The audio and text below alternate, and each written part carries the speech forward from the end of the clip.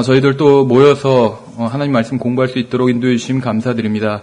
주님께서 너무나도 선하신 하나님이시고 또 저희들을 너무나도 사랑하시는 다정한 아버지이심에 감사드립니다. 주님, 저희들이 이 세상의 일로 그 마음이 어지럽거나 이 세상의 일에 대해서 마음이 쏠려 있는 것이 아니라 오직 주님 안에서 먼저 안식할 수 있도록 주님 도와주시기 원합니다. 또한 저희들 주님 안에서 충분히 안식하고 또 주님을 위해서 일할 수 있도록 주님 인도해 주시기 원합니다. 주님, 이제 저희들이 고린도전서에서 나온 그 은사들에 대해서 살펴보려고 합니다. 주님, 저희들 이 공부를 통해 단순히 어떤 은사들이 있는지 아는 것으로 그치는 것이 아니라 주님께서 저희들에게 어떤 은사를 주셨는지 올바로 알고 또 저희들 주님께 순종해서 그 은사를 통해서 다른 지체들을 돕고 또 교회를 섬길 수 있도록 주님 인도해 주시기 원합니다. 주님, 지금 시작하는 시간이오니 마치는 시간까지 주님께서 함께해 주시기 원합니다. 감사드리며 우리 주 예수 그리스도 이름으로 기도드렸습니다. 아멘. 예, 프린트물 없으신 분은 그냥 없으셔도 됩니다. 일단 오늘은 성경 고린도전서 12장, 13장, 14장을 한번 쭉 같이 읽어보는 것 위주로 살펴볼 테니까요. 굳이 안 가져오신 분들은 그렇게 별로 큰 상관은 없고요. 지금 방언에 대해서 지금 위주로 살펴보는데 그것과 아울러서 다른 방언과 이제 다른 은사에 대해서도 좀 살펴보도록 하겠습니다. 지금 방언에 대해선 사도행전에서 2장과 10장과 19장에서 살펴봤었죠. 그리고 이제 고린도전서에서 나오고 더 이상은 방언에 대해서 나오지가 않아요. 그래서 우리가 사도행전을 살펴봤고 그동안 이제 고린도전서를 살펴보면 방언에 대해서는 다 공부를 한 것입니다. 더 이상 다른 곳에서는 없어요. 근데 여기선 단 한 번도 아무도 알아듣지 못하는 언어, 어떤 제잘거림 이런 것이었던 적은 단 한 번도 없었습니다. 고린도전서도 마찬가지예요. 고린도전서에 나온 방언도 지금 은사주의자들이 하는 것처럼 랄라또또따다 하면서 아무도 못 알아듣는 그런 것이 아니라 특정한 언어였습니다. 언어였는데 고린도전서의 문제는 무엇이냐면 그 방언을 잘못 사용한 것이에요. 그러니까 성경에서 나온 방언은 분명한 언어였고 그 방언을 사용하는 올바른 방법이 있습니다. 사도행전에 나온 예들은 다 올바른 방법대로 사용이 된 것입니다. 근데 고린도전서는 잘못 사용한 것이에요. 그래서 이제 사도가 방언에 대해서, 더 크게는 은사에 대해서 이제 설명을 하고 있는 것입니다. 그래서 고린도전서에 나온 그 예들은 좋은 예가 아니라는 것이에요. 잘못 방언을 사용하고 있고 이제 사도가 바로잡고 있는 것이죠. 그래서 한번 12장부터 살펴보도록 하겠습니다. 12장 먼저 펴서 보시면 1절부터 형제들아, 이제 나는 영적 선물들에 관하여 너희가 모르기를 원치 아니하노라. 분명히 영적 선물들이 있어요. 이것이 소위 말하는 은사입니다. 누가 은사 받았다, 어떤 목사님 은사가 대단해 할 때 그 은사가 바로 영적 선물이에요. 그래서 지금 우리 흠정역에서는 다 선물이라고 번역을 했습니다. 같은 말이기 때문에 너희가 알거니와 너희는 이방인들로서 이끌림을 받는 대로 이 말 못하는 우상들에게로 끌려갔느니라. 고린도 지역이 원래 우상 숭배가 심한 지역이었죠. 그러므로 내가 너희에게 깨닫게 하노니 하나님의 영으로 말미암아 말하는 자는 아무도 예수님을 저주받은 자라 하지 아니하고 또 성령님으로 말미암지 않고서는 아무도 예수님을 주라고 말할 수 없느니라. 이제 선물은 여러 가지나 성령은 같고. 또 은사는 다양하지만 공통적으로 가지고 있었던 것이 있었죠. 무엇이었을까요? 그리스도인들이 다 공통적으로 소유하고 있는 것. 성령님이죠. 성령님. 그렇다면 다른 것은 무엇일까요? 은사였죠. 그들은 모두 다 다른 은사를 받았습니다. 그러니까 성령님은 같았지만 은사는 달랐던 것이죠. 5절에 직무는 다르나 주는 같으며. 모든 지역교회의 주님은 예수 그리스도시죠. 모두 같은 주님을 섬기고 있는 것이에요. 그러나 모든 지역교회가 다 같은 방식으로 주님을 섬기는 것은 아닙니다. 그래서 굉장히 물론 이제 어떤 가르치시는 담임 목사님 성향을 따라가겠지만 지역교회가 받은 은사도 달라요. 각 개인마다 사람이 받은 은사도 다른 것처럼 지역교회가 받은 은사도 다릅니다. 우리 교회랑 어떤 교회가 다르다고 해서 우리 교회는 맞는 교회고 그 교회는 잘못된 교회다 이렇게 말할 수는 없다는 것입니다. 사람이 받은 은사도 다르고 교회가 받은 은사도 달라요. 왜냐하면 교회에서 어쨌든지 간에 교회의 성향이 그 교회에서 성경을 가르치는 목자를 따라갈 수밖에 없는데 그 목자가 받은 은사가 있을 거 아니에요. 목자들이 다 같은 은사를 받은 것이 아니라 다른 은사를 받은 사람들이 있습니다. 물론 기본적으로 하나님의 말씀을 증거하는 은사는 받았지만 그것만 받은 것은 아니잖아요. 그것을 플러스해서 다른 은사도 받았거든요. 그래서 그 성향을 따라갈 수밖에 없다는 거예요. 그러나 주님이 같은 주님이신 것이죠. 6절에 활동은 여러 가지나 모든 것 안에서 모든 것을 행하시는 하나님은 같으시되, 교회에서 일어나는 활동도 다양하죠. 그러나 나와 다른 걸 하고 있다고 해서 다른 지체가 저 사람은 올바른 신앙생활을 하고 있는 것이 아니다, 이렇게 정죄하면 안 된다는 것이에요. 다른 것을 할 수도 있어요. 그렇죠. 어떤 형제는 다 자기처럼 해야 된다, 이렇게 생각하는 형제가 있었어요, 과거에. 그래서 그렇게 하지 않는 형제들을 정죄하거나 그랬는데 그건 잘못된 거란 거예요. 활동이 다양하다고 말씀하고 있잖아요. 활동이 여러 가지라고 말씀하고 있잖아요. 각 사람에게 주시는 은사대로 또 그 사람 안에서 역사하시는 성령님을 따라서 활동은 여러 가지가 나타날 수가 있어요. 그러나 주님이 같은 분이시라는 것이죠. 우리 교회가 그런 교회겠지만 어떤 교회는 주로 성경 공부를 합니다. 그 교회는 가면 왜 맨날 성경 공부만 할까, 이런 교회가 있어요. 주로 우리 교회가 그런 말을 듣는데 그 교회가 받은 은사예요, 그게. 어떤 교회는 찬양을 많이 해요. 잘못된 거 없죠. 그 교회가 받은 은사예요. 잘못된 방법으로 찬양을 하는 게 아닌 이상은. 또 어떤 교회는 기도회를 많이 합니다. 잘못된 교회인가요? 아니에요. 또 복음을 많이 전하는 교회도 있어요. 활동이 다양한 거죠. 하나님을 섬기는 데에는 다양한 방법이 있습니다. 다 똑같은 방법으로 섬기는 것은 아니에요. 다양한 교회가 저마다 다양한 방법으로 주님을 섬기지만 모두 같은 하나님을 섬기고 있는 것이에요. 고린도 교회는 분열된 교회였잖아요. 그래서 이제 그것을 설명하고 있는 것이에요. 서로 분열됐는데 같은 비슷한 은사를 받은 사람끼리 어떤 그 파당을 이루어서 다른 은사를 받은 사람들을 막 정죄하는 것이에요. 그렇게 하지 말라는 것이죠. 다양한 은사가 있다는 것입니다. 그래서 사도는 지금 이런 식으로 말하고 있는 것이에요. 우리가 믿는 자로서 어떤 점에서는 모두 같지만 같은 성령, 같은 주님, 같은 하나님. 삼위일체 하나님이죠. 같은 성령, 같은 주님, 같은 하나님. 사도 바울이 그 얘기를 하는 것이에요. 한 하나님 안에 삼위로 계신 하나님의 다양성이 있는 것이잖아요. 우리는 모두 동일하게 삼위일체 하나님과 관계를 맺고 있어요.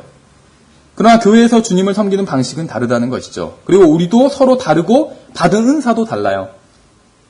서로 같은 것을 바라보지 않고 다른 것만 바라본다면 고린도 교회처럼 분열하고 다투게 됩니다. 고린도 교회 성도들은 서로 다른 은사를 받았는데 각자 자기가 받은 은사만을 자랑하고 상대방을 인정하지 않고 싸우려고 했던 것이에요.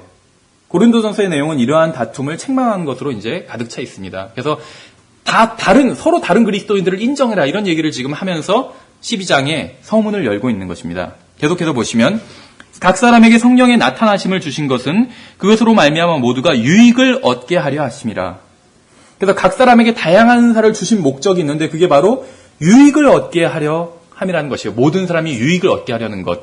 그러니까 은사의 목적이 무엇이냐? 자기를 더 영적으로 보이기 위함이 아니라는 것이에요. 그런 식으로 은사를 사용한다면 자기가 다른 그리스도인들보다 더 영적으로 드러내기 위해서 은사를 사용한다면 그 은사를 오용한 것이에요. 그 은사를 잘못 사용하는 것은 절대 성령님의 역사가 아니에요. 다른 영의 역사예요. 악한 영의 역사거나 아니면 자기 자신의 인간의 영의 역사겠죠. 성령님의 역사는 아니에요. 성령님의 역사는 무엇이냐 하면 한 사람 안에 은사를 주시고 그 은사를 통해서 다른 지체들에게 유익을 끼치는 것이 바로 성령님의 역사고 그것이 은사의 목적이라는 것입니다. 그래서 만일 여러분이 구원받았다면 여러분은 단순히 그 안에 성령님이 내주하시는 것뿐만 아니라 성령님께서 주시는 은사도 받게 됩니다.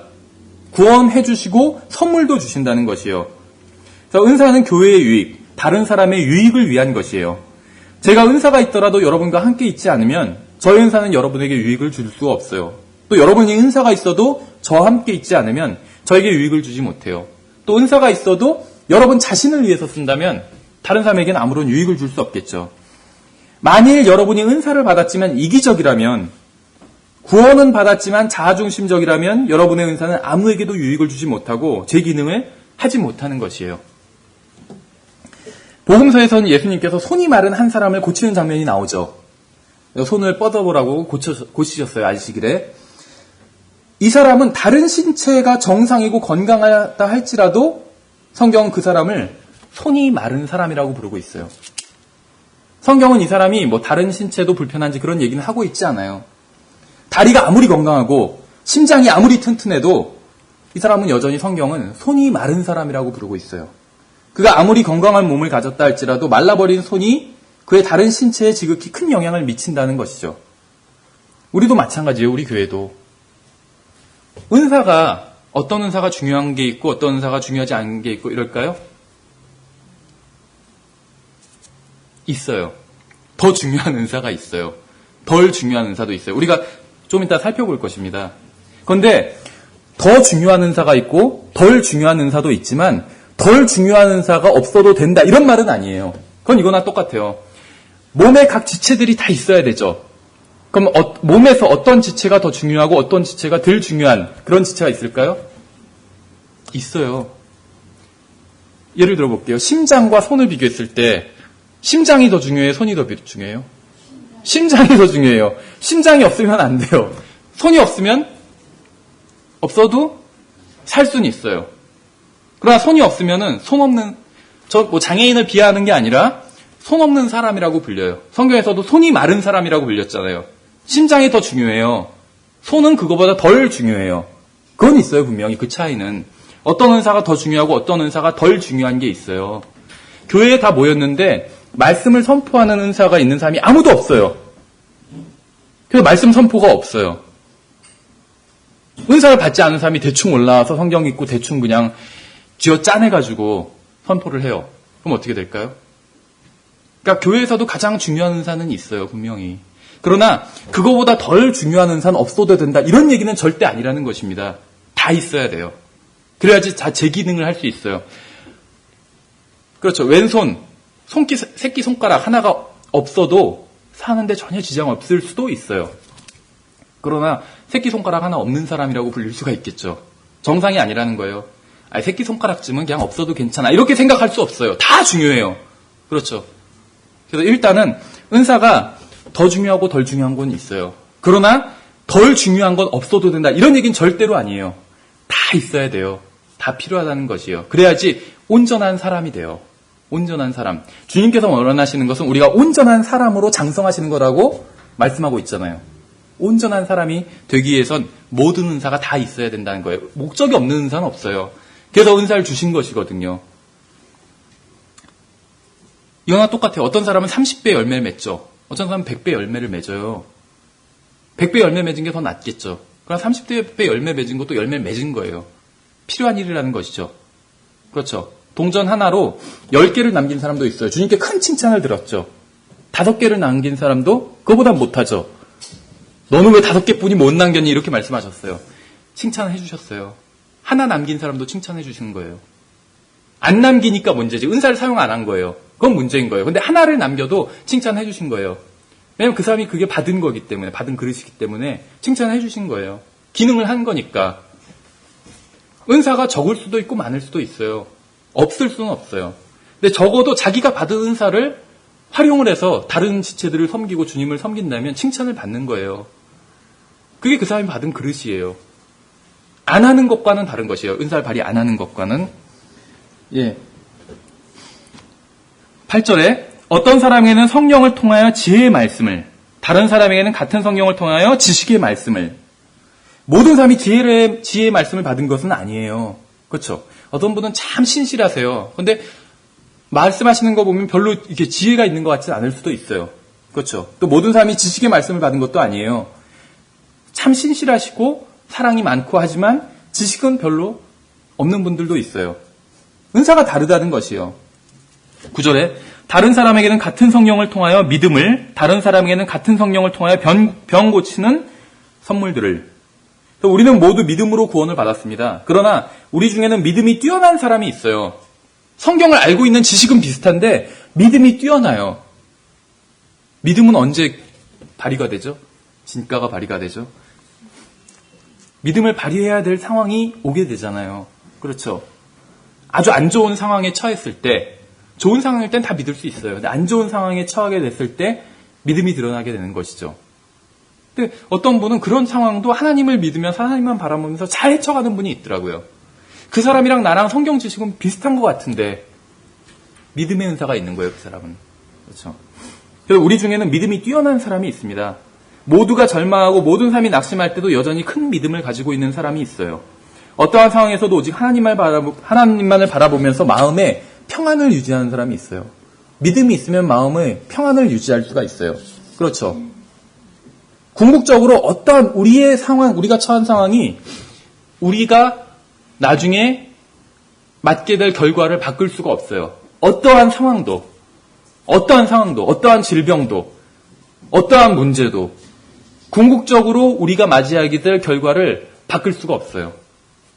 그렇죠. 우리가 궁극적으로 맞이하게 될 결과는 이 세상에 속한 것이 아니기 때문에 그렇다는 것이에요. 그래서 믿음이 있는 사람은 그것을 바라봅니다. 그래서 흔들리지 않는 것이에요. 10절에서 다른 사람에게는 기적들 행함을, 다른 사람에게는 대언함을, 다른 사람에게는 영들 분별함을, 다른 사람에게는 여러 종류의 타언어들을, 다른 사람에게는 타언어들을 통역함을 주셨으나. 그래서 모두 다른 은사를 받았지만 성령님은 동일하시다는 겁니다. 11절에서 이 모든 것은 같은 한 성령께서 행하사 자신의 뜻대로 각 사람에게 개별적으로 나누어 주시는 것이니라. 다 나눠 주셨다는 것이요. 그래서 은사는 우리가 마음대로 고를 수 있는 것이 아니라는 것입니다. 성령님께서 나눠 주셨어요. 우리는 오직 주시는 분의 뜻에 따라서 은사를 받았습니다. 우리는 우리가 받지 못한 은사를 달라고 때를 써서는 안 돼요. 성령님께서 이게 하나의 경륜인 것이죠. 이 교회를 향한 하나님의 운영하심인 것입니다. 하나님께서는 각 사람에게 맞게 또 자신의 뜻대로 은사들을 다 주셨어요. 내가 받지 않은 은사를 달라고 때를 쓸 수 없다는 것이에요. 그렇죠. 손이 하는 일이 있고 발이 하는 일이 있어요. 누가 손이고 누가 발인지는 모르지만 입이 하는 일이 또 있고 다 달라요. 그런데 자기가 받은 은사 외에 발이 받은 은사를 주장한다면 정상적인 게 아니겠죠.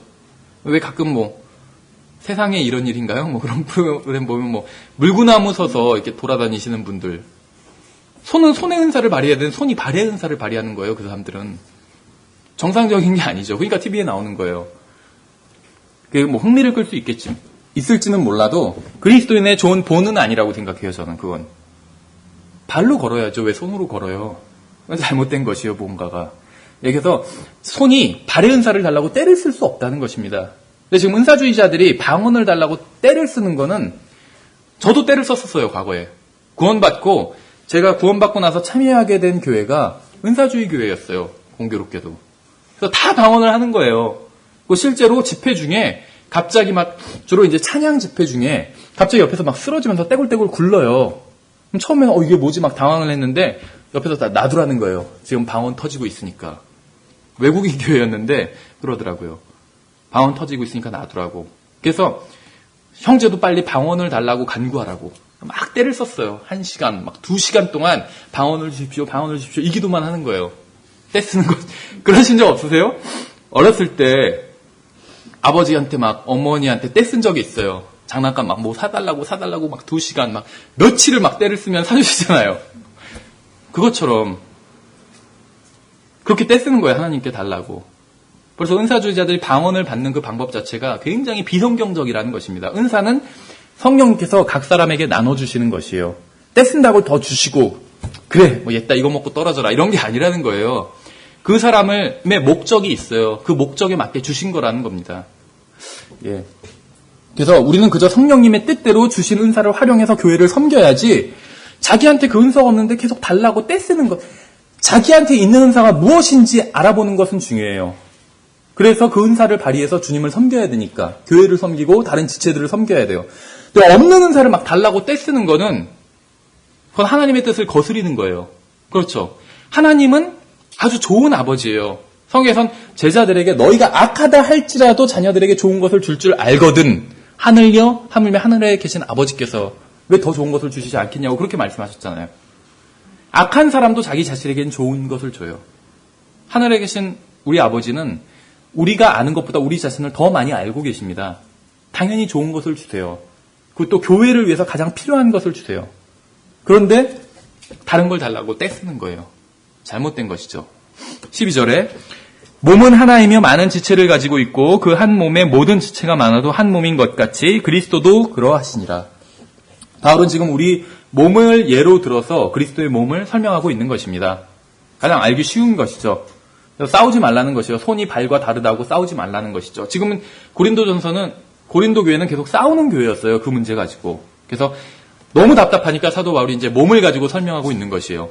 13절부터 우리가 유대인이나 이방인이나 매인자나 자유로운 자나 모두 한 성령에 의해 침례를 받아 한 몸 안으로 들어왔으며 모두가 마시게 되어 한 성령 안으로 들어왔느니라. 하도 분열이라니까 지금 하나를 계속 강조하고 있죠. 몸은 한 지체가 아니요 여럿이라. 만일 발이 이르되 나는 손이 아니니 몸에 속하지 아니한다 하면 이런 이유로 그것이 몸에 속하지 아니하느냐. 자기 혼자 따로 논다고 해서 그것이 따로 있는 것은 아니라는 것이죠. 이런 분들도 있어요. 만약 교회에서 내가 그걸 못하게 하면 나는 더 이상 교회 다니지 않을 거야. 이런 분도 있어요. 이 얘기예요. 지금 15절에서. 나는 손이 아니니 몸에 속하지 아니한다. 난 더 이상 교회 다니지 않을 거야. 내가 그걸 못하게 하면. 내 뜻대로 그게 안 되면 교회 더 이상 다니지 않을 거야. 똑같은 거라는 것이죠. 15절에서 이제 이런 말이 터무니없다고 질책하고 있는 것입니다. 나는 더 이상 그리스도인이고 싶지도 않아. 그 교회 멤버이고 싶지도 않아. 이럴 수도 없다는 것이요. 이미 몸의 일부가 되어 있기 때문에 그런 것이죠. 우리가 몸에서 각자 어떤 역할을 하고 또 어떤 부분인지 확실히 알지 못하는 경우가 있습니다. 그러나 한 가지 분명한 것은 우리 중 누구도 머리에 해당되는 사람은 없어요. 내가 손일까 발일까는 모르지만 머리에 해당되는 내가 머리인가를 고민할 필요는 없죠. 왜냐하면 머리는 예수님이 맡으셨으니까. 우린 머리를 제외한 다른 지체 중에 하나일 거예요. 분명히. 16절 만일 귀가 이르되 나는 눈이 아니니 몸에 속하지 아니한다 하면 이런 이유로 그것이 몸에 속하지 아니하느냐. 만일 온 몸이 눈이면 듣는 곳은 어디냐. 온 몸이 듣는 곳이면 냄새 맡는 곳은 어디냐. 아주 원초적인 예를 들어서 설명하고 있죠. 모든 사람이 다 같은 일을 하는 것은 아니라는 말입니다. 모두 자기의 은사대로 자기가 맡은 일을 하는 것이에요. 나와 다른 사람을 비난할 이유가 전혀 없다는 것이죠. 다른 사람이 교회에서 내가 하는 것처럼 하지 못한다고 해서 그 사람을 비난할 이유가 없다는 것입니다. 서로 각자 맡은 일을 하면 되는 것이에요. 모든 사람이 자기가 받은 은사대로 맡은 일을 하면 문제가 없이 교회가 잘 돌아갑니다. 모든 것이 잘 돌아가면 눈에 띄지 않아요. 그렇죠. 제 몸에 지금 아픈 곳이 한 군데도 없어요. 제가 아는 한. 그래서 잘 돌아가요. 그렇죠. 어디 집에 가거나 어디 나오거나 무엇을 하거나 전혀 문제가 없어요. 잘 돌아갈 때 눈에 띄지 않아요. 그런데 이제 한 군데가 잘 돌아가지 않으면 손이 아프거나 이빨이 아프거나 그럼 이제 다른 곳도 다 마비돼 버리는 것이죠. 거기에 온 신경이 쏠려 있으니까. 그래서 모든 것이 잘 돌아가면 눈에 띄지 않아요. 그런데 자기가 맡은 일을 그만두면 그제서야 이제 눈에 띄게 됩니다. 예를 들면 테이블 녹음하는 일이 잘 되면 전혀 눈에 띄지 않아요. 그런데 테이블 녹음하시는 분이 갑자기 그만둬 버려요. 안 나와 버렸어요. 갑자기 어느 날. 그럼 그제서야 이제 그 부분이 눈에 띄게 되는 것이죠. 손이 정상일 때는 전혀 눈에 띄지 않아요. 다른 사람들은 다 몸이 멀쩡했던 사람은 눈에 띄지 않았어요. 주님의 눈에.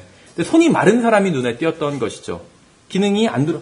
손만 말랐을 뿐인데 기능이 마비된 것이 온 몸의 기능이. 그래서 손가락이 부러지거나 해서 손에 문제가 생기면 그제서야 이제 손의 소중함을 알게 됩니다. 그래서 제가 아까 말씀드렸던 것이 어떤 은사에도 더 중요한 은사가 있긴 있어요. 그런데 덜 중요한 은사라고 해서 없어도 되는 것은 아니라는 것이에요. 그게 마비되면 더 중요한 은사도 다 마비돼 버려요. 그렇죠. 심장보다 손이 덜 중요하다고 그랬어요. 그러나 손이 아프면 그렇죠. 손이 막 썩어 들어가고 있어요. 그러면 심장은 괜찮을까요? 괜찮지 않아요. 전혀. 마비된다는 것이요. 다른 기능들이. 거기에 다 집중된다는 것이죠. 그제서야 이제 손의 귀중함을 알아요. 어떤 형제는 별로 눈에 띄지도 않고 크게 중요한 일을 안 하는 것이라고 생각했는데 그 형제가 잘못되니까 그 형제의 귀중함을 알게 되는 것이에요. 이것이 바로 지체고 또 유기체로서의 몸에 갖는 특징이라는 것입니다. 우리는 주님의 몸에서 유기체라는 것이에요. 기계가 아니라 하나의 몸이라는 것입니다.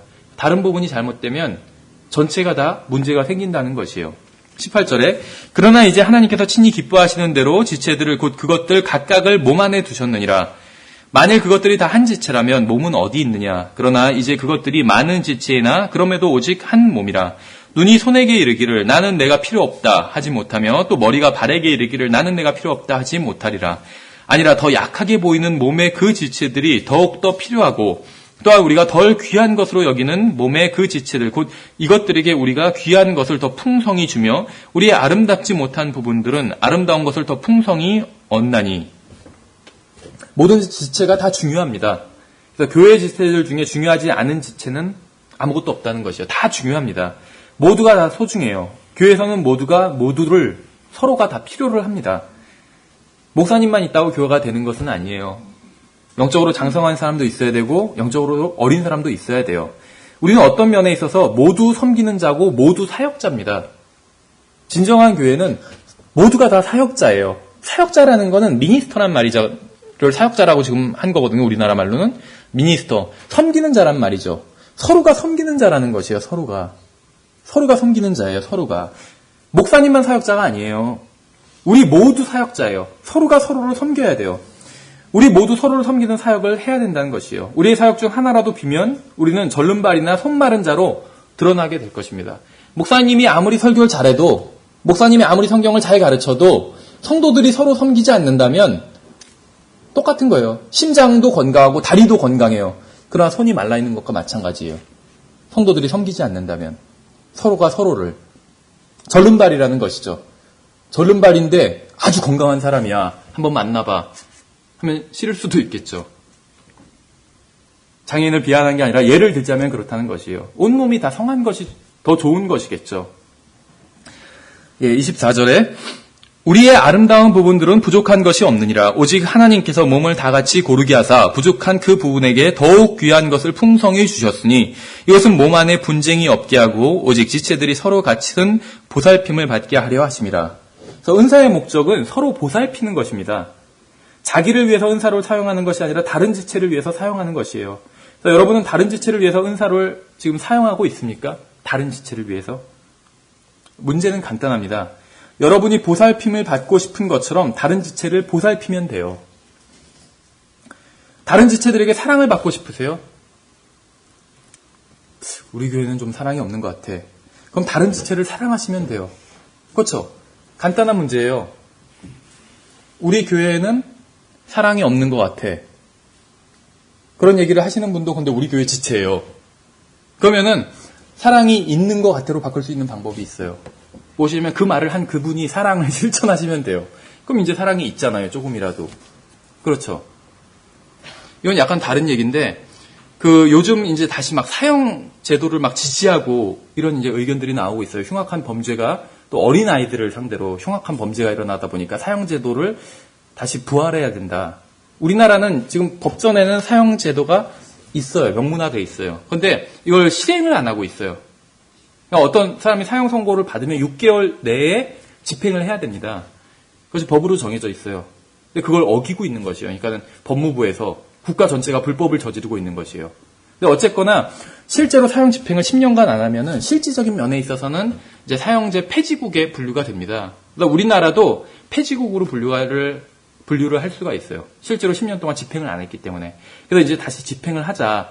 이런 의견이 나오거든요. 그런데 집행을 어떤 사람들은 그런 얘기를 해요. 그러면 이제 반대하는 사형 폐지론자들은 사형제가 있는 나라도 범죄가 더 줄어들진 않는다. 그런 얘기를 해요. 그런데 그 문제는 사실은 정확한 통계가 나와 있진 않아요. 그래서 사형제도가 있으면 범죄가 더 줄어든다.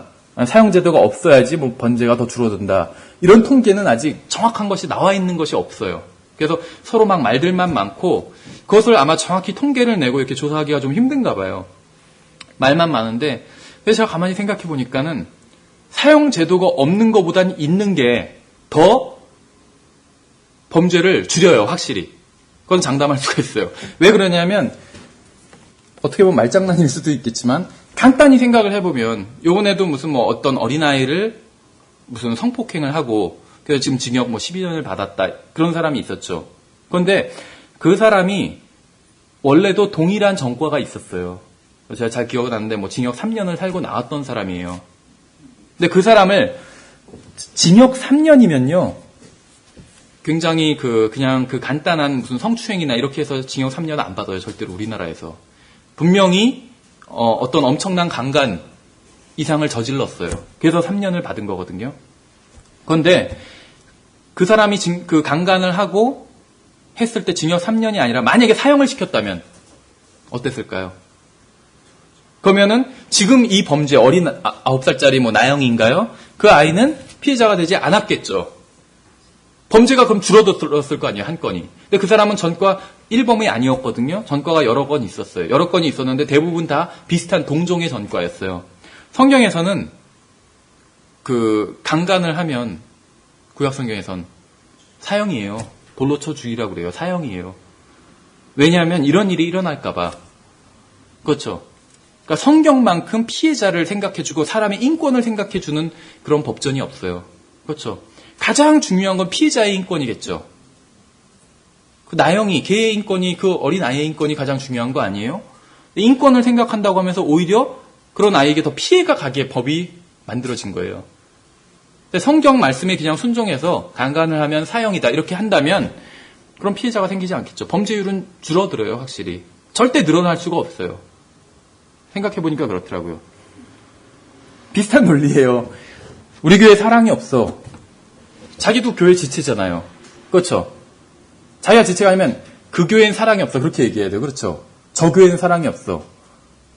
자기가 지체가 아닌 교회를 가리키면서. 근데 우리 교회는 사랑이 없어. 그러면은 문제는 간단해요.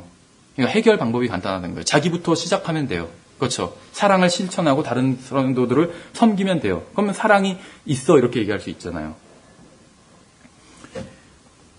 다른 지체가 나에게 친절하게 대했으면 좋겠다고 생각하시나요? 그럼 다른 지체에게 내가 친절하게 대하면 돼요. 그럼 친절이 있는 거예요, 우리 교회에. 어떤 분들은 뭐 친절을 베풀고 막 이런 게 그건 너무 인본주의적이고 무슨 뭐 사람 중심적이고 진리를 막 얘기하고 죄를 지적해야지 무슨 친절을 베푸냐. 하나님은 친절하신 분이에요. 친절하신 분, 젠틀맨, 신사예요. 하나님은. 성령님은 신사라는 거예요. 우리 교회는 뭐 다른 사람의 잘못을 잘 안 참아주는 것 같아. 자기가 참아주면 돼요. 그럼 그게 생기는 것이죠. 만약에 고린도 교회에서 제가 방금 말씀드린 것처럼 이렇게 대했다면 서로가 사랑으로 대하고 참아주고 친절히 대하고 전혀 문제가 없었겠죠. 고린도 교회는. 이게 해결책이라는 것이에요. 서로가 서로를 섬기면 전혀 문제가 없었는데 은사를 잘못 사용한 거예요. 고린도 교회는. 은사는 다른 사람을 섬기기 위해서 주신 건데 그게 은사의 바른 목적이에요. 근데 그렇게 사용하지 않고 서로 자랑하기 위해서 생긴 거예요. 우리 파는 말이야 바로 바울파야. 우리 파는 베드로파야.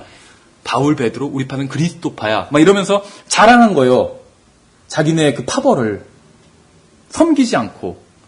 그래서 교회가 문제가 있었던 것이죠. 26절에 한 지체가 고통을 받으면 모든 지체가 그것과 함께 고통을 받고 한 지체가 존귀를 얻으면 모든 지체가 그것과 함께 기뻐하느니라.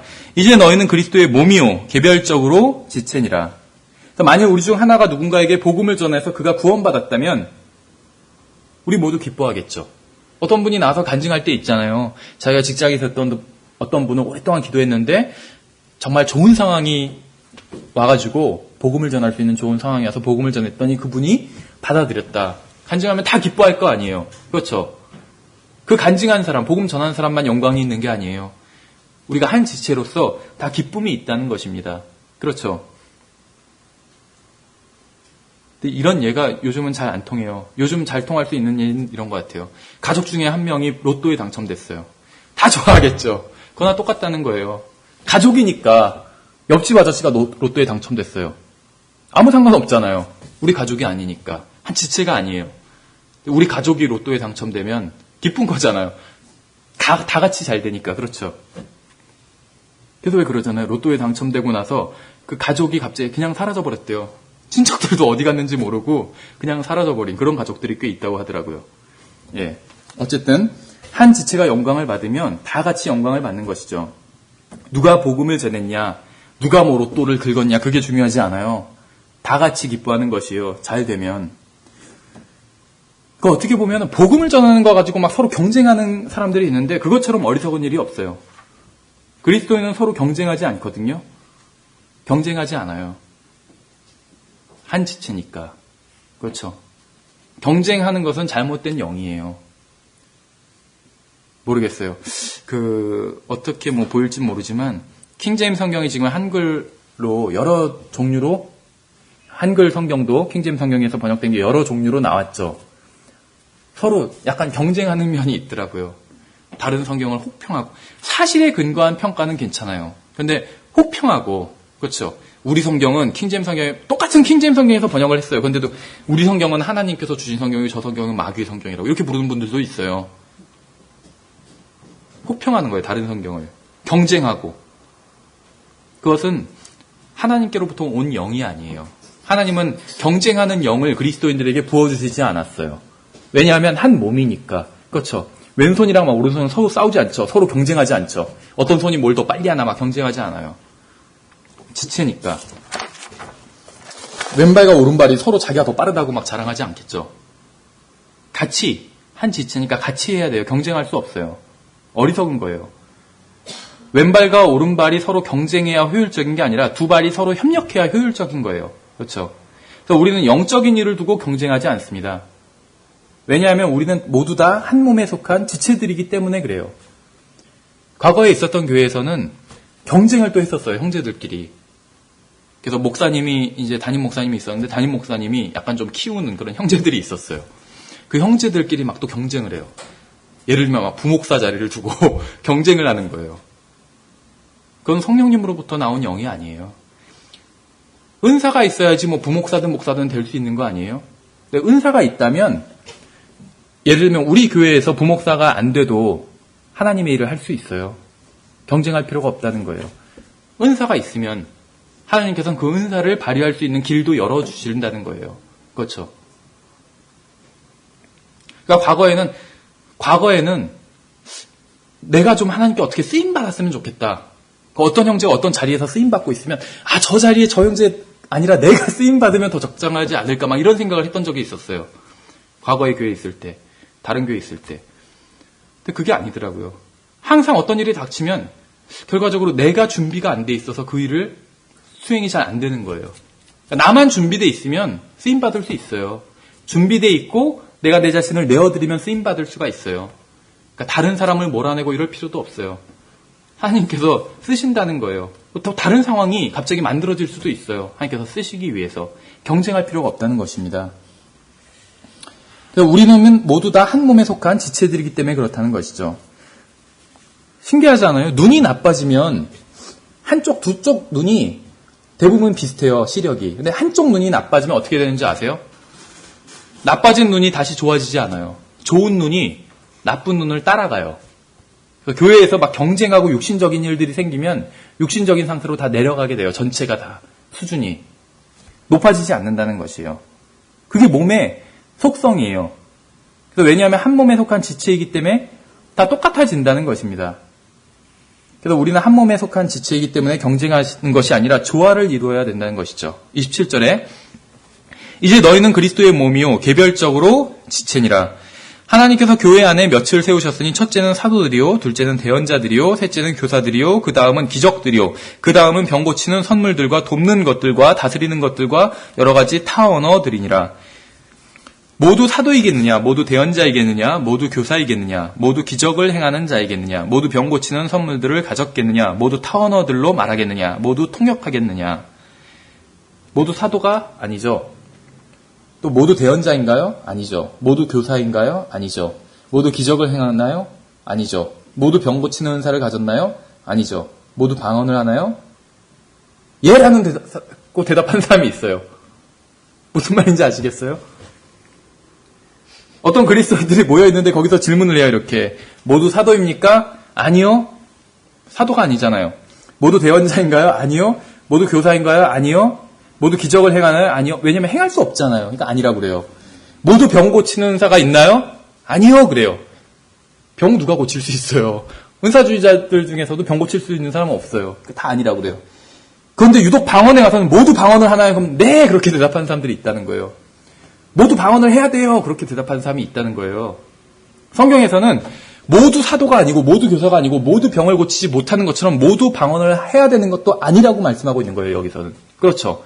한 사람이 다 해야 된다는 게 아니에요. 그런데 모두 병 고치는 은사가 없다는 걸 인정하는 사람들이 모든 사람이 방언을 해야 된다. 그거는 또 주장을 하고 있는 것이요. 잘못된 주장인 것이죠. 그러니까 유독 방언 문제에 있어서만 모두 방언을 해야 된다고 주장하는데 이거 굉장히 이상한 주장입니다. 그렇죠. 문맥과 굉장히 이상한 주장이에요. 그냥 본문을 진지하게 읽어보면 모든 그리스도인들이 다 방언을 해야 된다. 이렇게 주장하는 것은 굉장히 잘못된 주장이라는 것을 알 수가 있습니다. 모든 사람들이 방언, 즉 타언어로 말하지 않아요. 그게 이제 바로 성경이 말씀하시고 있는 것입니다. 그래서 28절부터 30절까지 나오는 질문에 대한 대답은 모두 아니다라는 것이에요. 아니다. 사도 바울이 지금 묻고 있는 게 있잖아요. 아니다라는 것입니다. 그리스도의 몸의 모든 지체들이 다 방언을 하는 것은 결코 아니라는 것이죠. 31절에서 오직 가장 좋은 선물들을 간절히 사모하라. 그럼에도 내가 너희에게 더욱 뛰어난 길을 보이리라. 보세요. 가장 좋은 은사가 있다고 그랬죠. 가장 좋은 은사를 사모하라고 그랬죠. 그리고 더욱 뛰어난 길을 보인다고 그랬죠. 그래서 제가 은사가 가장 좋은 게 있고 그 다음이 있고 이렇게 다르다고 말씀을 드린 거예요. 처음에. 가장 좋은 은사를 사모하라고 했잖아요. 가장 좋은 게 있다고 그랬잖아요. 그리고 가장 좋은 걸 이제 소개하기 시작하는 것이 13장부터. 그렇죠? 그래서 12장 전체가 말하고 있는 것이 무엇이냐면 그리스도의 몸의 지체에 대한 것입니다. 개개의 지체가 성령의 능력으로 자신들이 받은 은사를 활용하는 것에 대한 이야기를 하고 있어요. 그런데 13장에서는 그것보다 나은 것을 이제 소개해 주겠다고 하고 있는 것이죠. 그래서 이제 12장을 좀 정리를 해보면 먼저 우리는 하나님의 성령님의 수술로 그리스도의 몸 안으로 들어오게 됐습니다. 거듭나는 순간에 그리스도의 몸 안으로 들어오게 됐다는 것이죠. 그리스도를 내 안에 영접하는 순간에 나는 그리스도 안으로 들어가게 돼버렸다는 것이죠. 그리고 그리스도의 몸의 지체들이 그러한 것 같이 서로 다른 기능과, 그러니까 인간의 몸의 지체가 그러한 것 같이 서로 다른 기능과 다른 재능을 가지고 있어요. 다른 은사가 있다는 것이죠. 또 성령님에 의해 그리스도의 몸으로 침례를 받고 들어가게 되면 그러한 사실은 분명히 드러나게 됩니다. 이러한 드러남은 각자의 삶 속에서 역사하시는 하나님의 경륜에 따라 사람과 사람마다 서로 다 다릅니다. 어떤 사람이 방언을 하지 못한다는 이유로 그 사람이 그리스도 안에 있지 않다고 말하거나 성령님이 그 사람 안에 내주하시지 않는다고 말하는 것은 거짓 교리예요. 그렇죠. 이제 13장을 한번 살펴보도록 하겠습니다. 13장에 내가 사람들의 언어들과 천사들의 언어들로 말할지라도 사랑이 없으면 소리나는 징과 울리는 꽹과리가 되고 내가 되어나는 선물이 있고 모든 신비와 모든 지식을 이해하며 또 모든 믿음이 있어 산을 옮길 수 있을지라도 사랑이 없으면 내가 아무것도 아니요. 내가 모든 재산을 바쳐 가난한 자들을 먹이고 또 내 몸을 불사르게 내어줄지라도 사랑이 없으면 그것이 내게 아무 유익을 주지 못하느니라. 그래서 많은 사람들이 좋아하는 이제 소위 사랑장이 시작되게 됩니다. 은사주의자들은 자신들이 하는 방언을 정당하기 위해서 고린도전서 13장을 굉장히 자주 인용을 합니다. 바로 우리가 지금 읽은 이 부분을 특히 자주 인용해요. 그래서 하는 말이 뭐냐면 봐라, 사도 바울도 많은 방언을 했다고 하지 않았냐. 그런데 그 사도 바울이 많은 방언을 한 것 중에 바로 그것들이 바로 천사들의 언어였다. 이런 식으로 얘기를 해요. 보세요. 내가 사람들의 언어들과 천사들의 언어들로 말할지라도 사랑이 없으면 소리나는 징과 이렇게 얘기하고 있죠. 그래서 이걸 들면서 사도 바울은 여기서 이제 우리는 언어라고 번역했지만 기존 개혁성경은 방언이라고 돼 있잖아요. 그래서 개혁성경을 이제 보여주면서 봐라, 사도 바울도 많은 사람들의 방언을 했고 천사들의 방언도 했다고 하지 않았냐. 그래서 방언이 사람들은 다 못 알아듣지만 천사들의 언어다. 하나님은 알아들으신다. 이렇게 주장을 합니다. 근데 그것은 잘못 해석한 것이요. 지금 이 구절을. 이 구절은 무엇이냐면 일종의 가정법입니다. 가정법. 본문은 지금 그런 얘기를 하고 있는 것이 아니에요. 본문은 사도 바울이 사람들의 방언을 하고 천사들의 방언을 내가 한다. 이런 말을 하고 있는 것이 아니에요. 본문은. 2절을 보세요. 2절을 보시면 내가 되어놓은 선물이 있고 모든 신비와 모든 지식을 이해하면 또 모든 믿음이 있어. 사도 바울이 모든 믿음이 있나요? 우리가 봤을 때 나의 믿음과 사도 바울의 믿음을 비교하면 사도 바울의 믿음이 훨씬 크겠죠. 그런데 사도 바울이 모든 믿음을 가지고 있나요? 그건 아니에요. 가정이에요. 그러니까 고린도전서 13장 1절부터 3절은 계속 가정입니다. 가정. 사실이 자기가 현실로 그렇게 했다 이 얘기를 하는 거 아니에요. 사도 바울은. 가정인데 아주 황당한 가정을 들고 있는 것이요. 그래서 모든 믿음이 있어 산을 옮길 수 있을지라도 사도 바울이 믿음으로 산을 옮긴 적이 있나요? 없어요. 그런 적. 가정이죠. 이렇게 아주 큰 일을 한다 할지라도 사랑이 없으면 아무것도 아니다. 이 말을 하기 위해서, 비교하기 위해서 한 말이지 자기가 실제로 모든 믿음이 있다. 그런 말을 하고 있는 것이 아니에요. 자기가 실제로 천사들의 언어를 말하고 있다. 이 말을 하고 있는 것이 아니라는 것입니다. 그래서 은사주의자들은 봐라, 사도 바울도 방언을 했는데 사도 바울은 천사들의 언어도 할 수 있었다. 고로 방언이 천사들의 언어다. 이런 식으로 얘기를 하는데 그것이 전혀 사실이 아니라는 거죠. 사도 바울은 천사들의 언어를 할 줄 몰랐어요. 왜냐하면 그것은 그냥 가정으로 하는 말이에요. 사도 바울이. 내가 천사들보다 더 낫다 할지라도 사랑이 없으면 아무것도 아니다. 이 말을 하기 위해서 가정을 하고 있는 것이요. 그러면서 봐라, 내가 믿음이 있어서 산을 막 옮겨. 그런다 할지라도 사랑이 없으면 아무것도 아니다 하면서 가정하고 있는 것이란 것이죠. 보세요. 내가 모든 재산을 바쳐 가난한 자들을 먹이고, 사도 바울이 그런 적 있나요? 재산을 막 바쳐서 가난한 자들을 먹인 적 있어요, 사도 바울이? 사도행전에서 그런 거 읽어보신 적 있나요? 없어요. 사도 바울 자체가 가난한 사람이었어요. 무슨 재산이 있어서 뭘 재산을 바쳐서 가난한 사람들을 먹여요? 자기 자신이 우리식으로 하면 거의 노숙자 아니에요, 사도 바울? 가난한 사람이에요. 근데 무슨 재산이, 사도 바울은 가정하는 거예요. 내가 만약, 우리식으로 하면, 내가 만약 빌 게이츠를 할지라도, 내가 만약 빌 게이츠를 해서 내 재산을 다 팔아서 모든 굶어 죽는 사람들, 하루에 5,000명씩 5만 명씩 굶어 죽는다는데 그 굶어 죽는 애들을 다 먹인다 할지라도 사랑의 동기로 하지 않는다면 그것은 아무것도 아니다. 이 얘기를 하고 있는 거예요. 자기가 실제로 했다는 것이 아니라.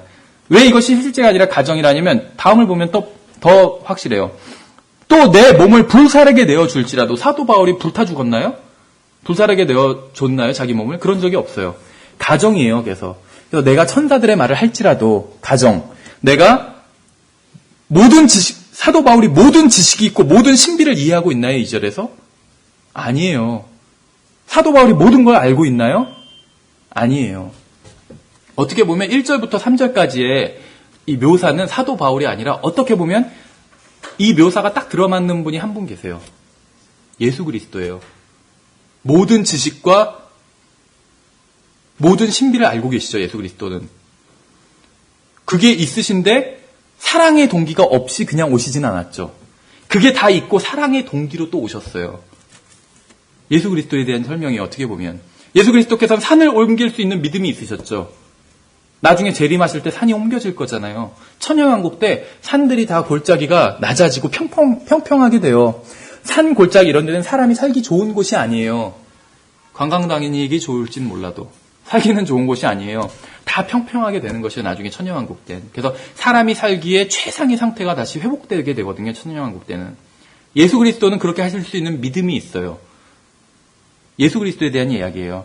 예수 그리스도께서는 모든 것을 소유하신 부유한 자이셨죠. 모든 재산을 바쳐서 가난한 자들을 먹이신 것이에요. 영적인 면에 있어서. 물론 불사르게 내어주진 않았지만 자기 몸을 바치셨잖아요, 또. 우리를 위해서.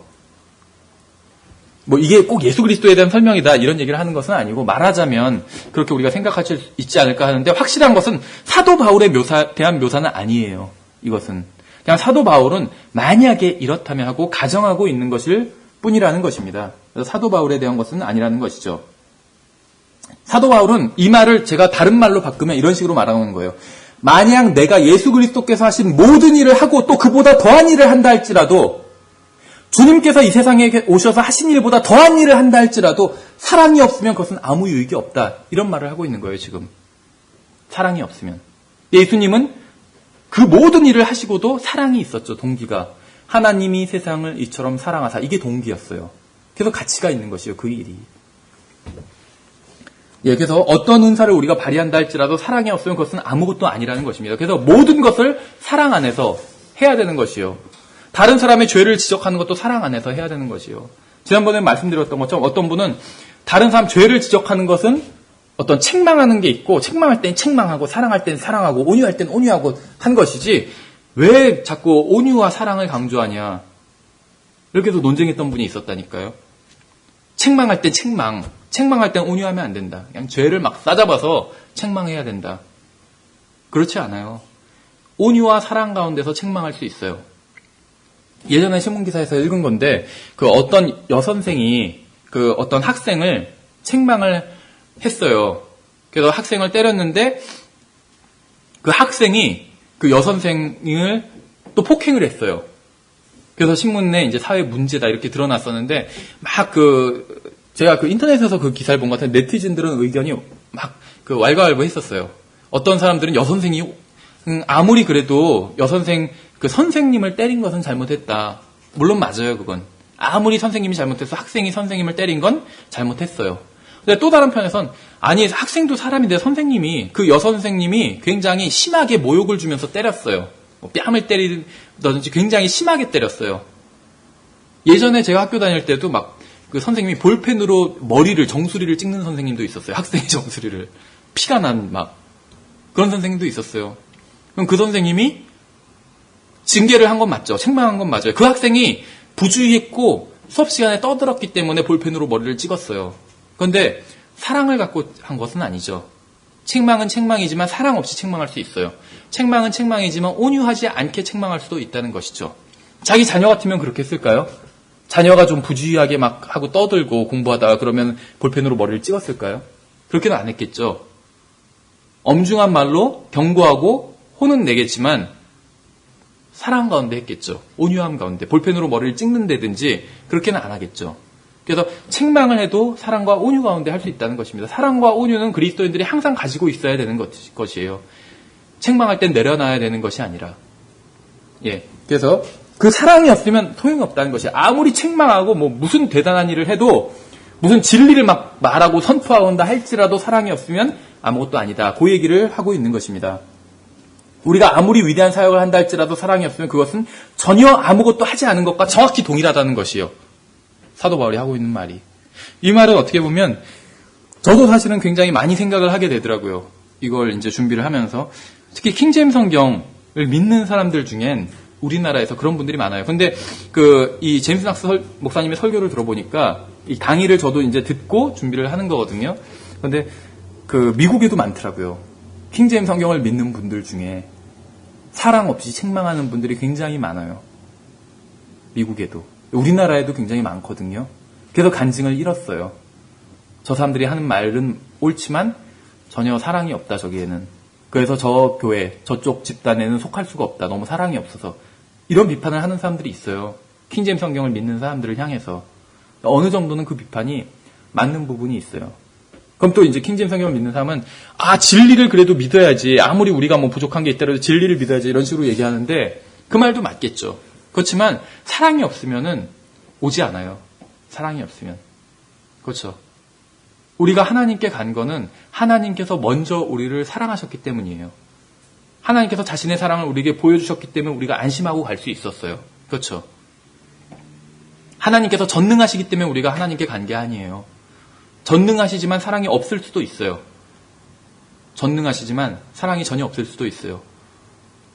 그런 하나님이라면 모르겠어요. 굽신거릴 수는 있어도 가지는 않을 수도 있어요. 얻어 터질까봐. 그렇죠. 그런데 전능하신데 게다가 사랑도 많으신 하나님. 그럼 갈 수 있어요. 내가 잘못한 게 있는데 얻어 터지지 않겠구나. 믿고 갈 수 있잖아요. 사랑이 많으시니까. 마찬가지란 거죠.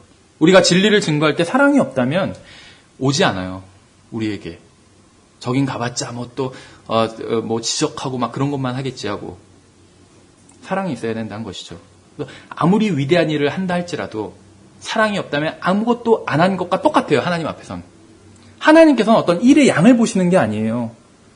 그것이라면 하나님께서 직접 하시면 되고 천사를 보내서 하시면 돼요. 그렇죠? 지금 우리는 복음을 힘들게 전하잖아요.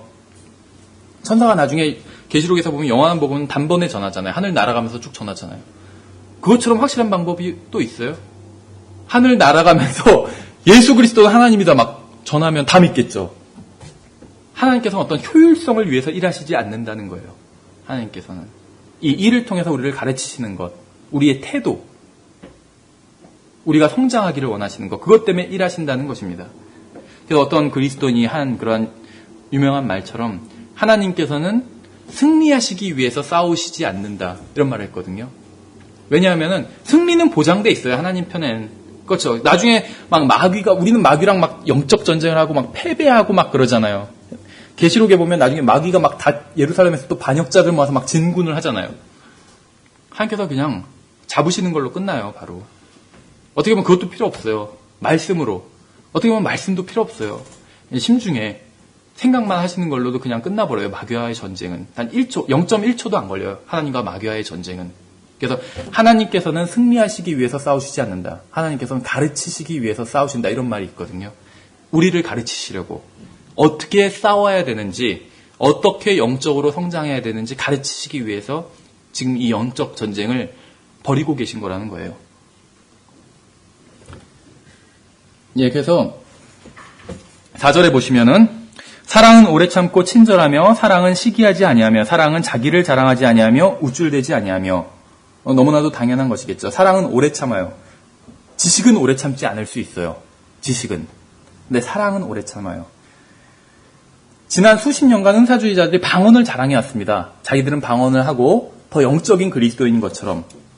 방언을 해야 진정한 영적 생활을 하는 것이고 하나님과도 진통으로 통한다. 그래서 영적인 그리스도인들은 다 방언을 한다. 이런 주장을 했어요. 방언하는 사람들이. 그래서 저도 성경을 잘 모를 때는 막 방언하기를 사모했어요. 그래야지 내가 지금 말로 그냥 하나님 아버지 이렇게 하는 기도보다 방언을 막 날라서서 하면 그게 더 직통으로 간다고 그렇게 배웠기 때문에 은사주의자들한테. 근데 영적 성장의 비결은 뭐에서 있는지 아세요? 확실한 것은 영적 성장의 비결은 방언에 있지 않아요. 절대로. 영적 성장의 비결은 사랑에 있어요. 사랑에. 밤에 아기가 울면 일어나서 우유를 줍니다. 그렇죠. 저희도 이제 누나가 가끔씩 와요, 집에. 그래서 이제 뭐 금요일 저녁에 와가지고 토요일에 같이 보내고 일요일에 같이 교회를 나오고 지금 누나가 교회에 가끔 나올 때가 이제 그런 경우입니다, 다. 새벽 2시에도 울고 그래요, 아기가. 그렇죠. 근데 아기가 울 때 화내지 않아요. 아기한테. 누나가. 근데 매형한테는 화내더라고요, 가끔. 당신이 주지 하면서 아기한테 화를 안 내요, 절대로. 왜 그러냐면 아기를 사랑하기 때문에 화내지 않아요. 아기가 새벽에 얼마나 자주 깨는지도 전혀 상관 안 해요. 배고프니까 깨겠지. 오히려 걱정을 해요. 그렇죠. 아기 엄마는 여전히 아기를 사랑해요. 아기가 똥을 싸도 엄마는 화내지 않고 기저귀를 갈아줍니다. 왜 그러냐면 아기를 사랑하기 때문에. 그렇죠. 제가 어떤 그 기사를 읽었는데, 기사는 아니고 어떤 블로그에 올린 글을 읽었는데, 요번에 무슨 촛불 집회 밤에 하는 거, 그거를 이제 그게 이제 위헌의 소지가 있다 해가지고 그거를 이제 그 헌법재판소에 이렇게 한 그 판사였습니다. 일반 판사였죠. 그러니까 어떤 법률대로 법대로 재판을 해야 되는데 판사가 법이 문제가 있는 경우가 있어요. 자기가 봤을 때.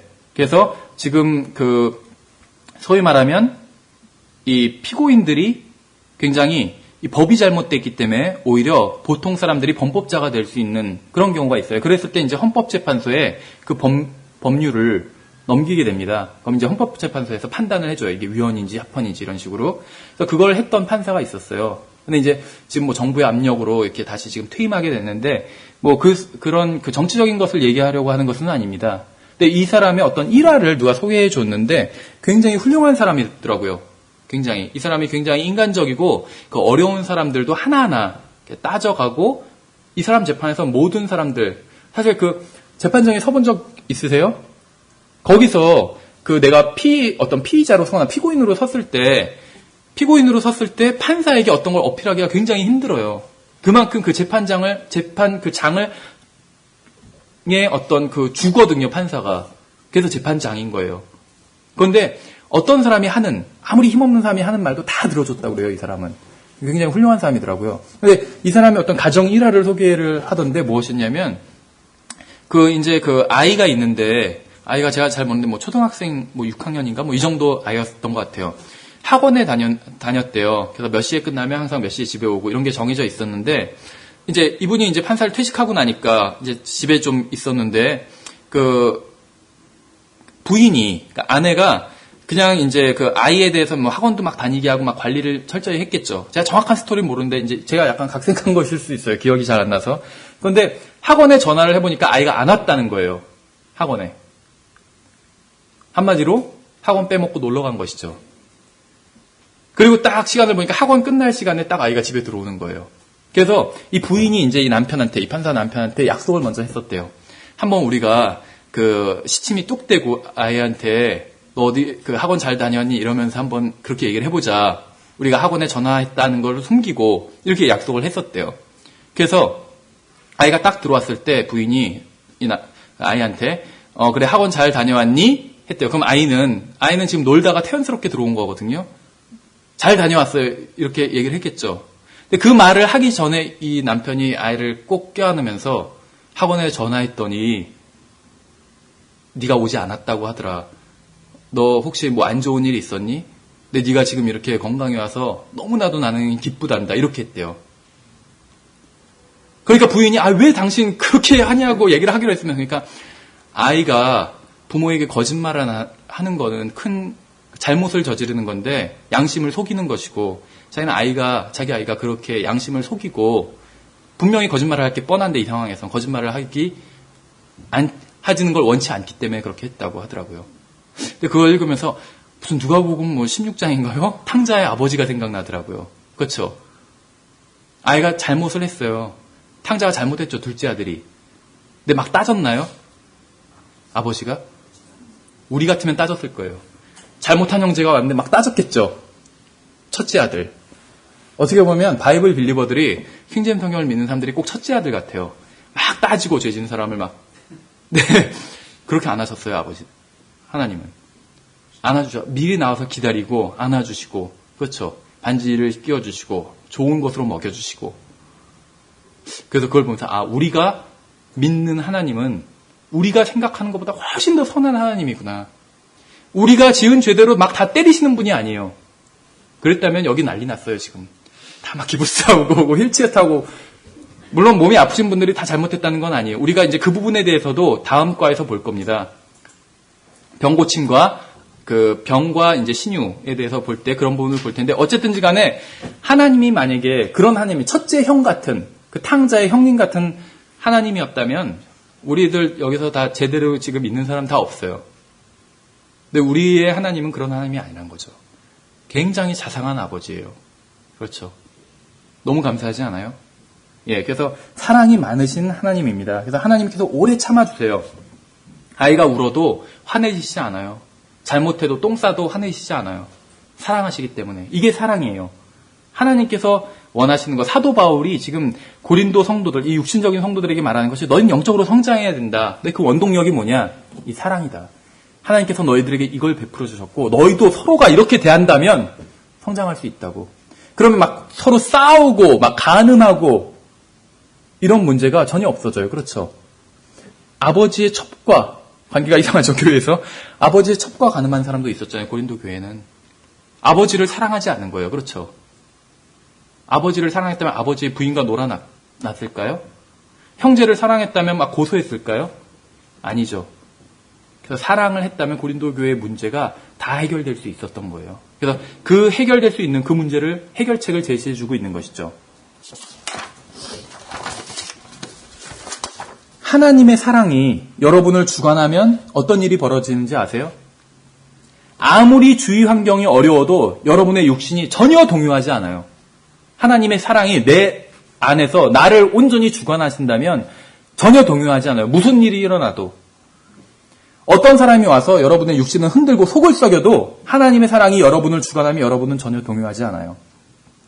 이것은 예언이나 방언보다 훨씬 위대한 겁니다. 이건 기적을 행하는 것보다 훨씬 대단한 거예요. 밖에서 기적을 행하고 나서 집에 와서는 아내를 때릴 수도 있어요. 그렇죠? 밖에서 기적을 행하고 와서는 집에 와서 아이를 때릴 수도 있어요. 근데 기적을 행하고 나서 다른 사람의 돈을 훔칠 수도 있어요.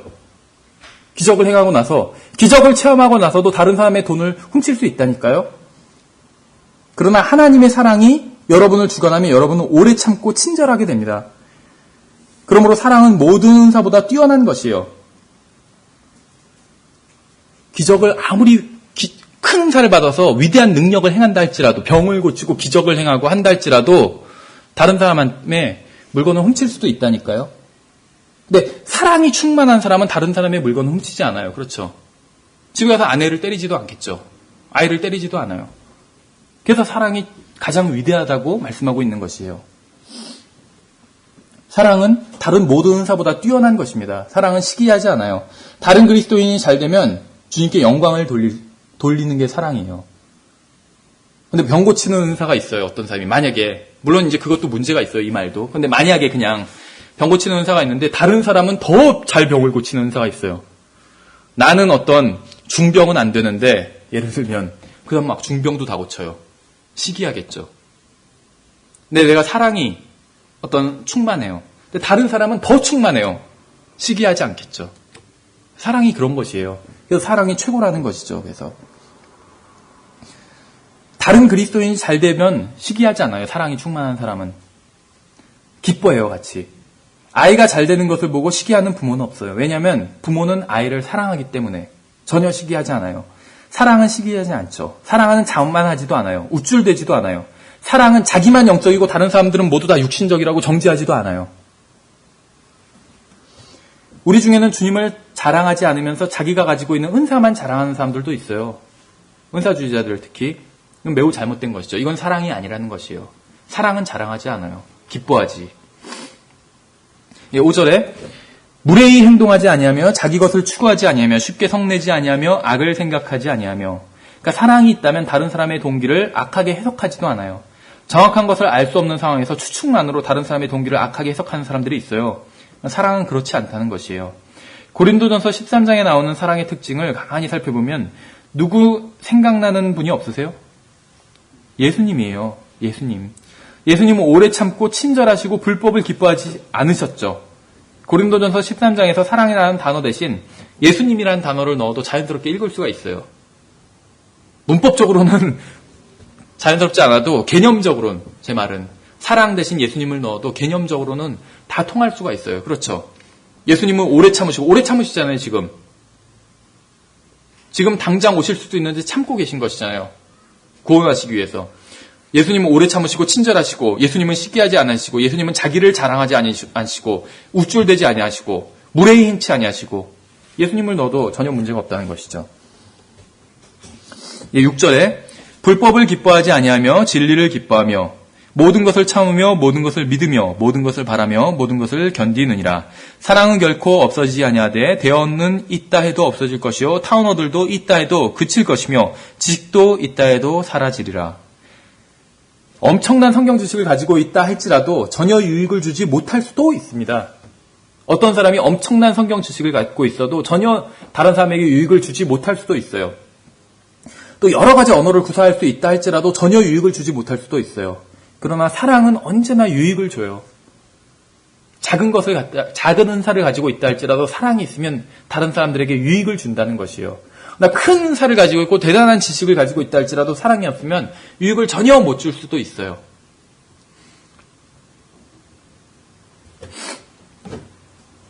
여기서 보시면은 8절에서 사랑은 결코 없어지지 아니하되 대언은 있다 해도 없어질 것이요 타언어들도 있다 해도 그칠 것이며 지식도 있다 해도 사라지리라. 이제 방언이 그칠 것이다 이렇게 말씀하고 있는 것이죠. 8절에서. 근데 이제 본문에서는 몇 월, 몇 시, 며칠, 몇 시 정각의 방언이 그칠 것이다 이런 이야기를 하고 있는 것은 아닙니다. 이 고린도전서 13장의 문맥은 예수 그리스도를 믿고 구원받고 성령님을 소유하고 성령의 은사도 받아서 이제 할 일도 있고 사역을 하려고 하는데 한 가지가 빠지면 모든 수고와 사역이 아무것도 아닌 것이 될 수도 있음을 말씀하고 있는 것이에요. 그래서 자기 자신을 사랑하는 것처럼 형제자매를 사랑하는 것이 필요하다는 그런 얘기를 하고 있는 것입니다.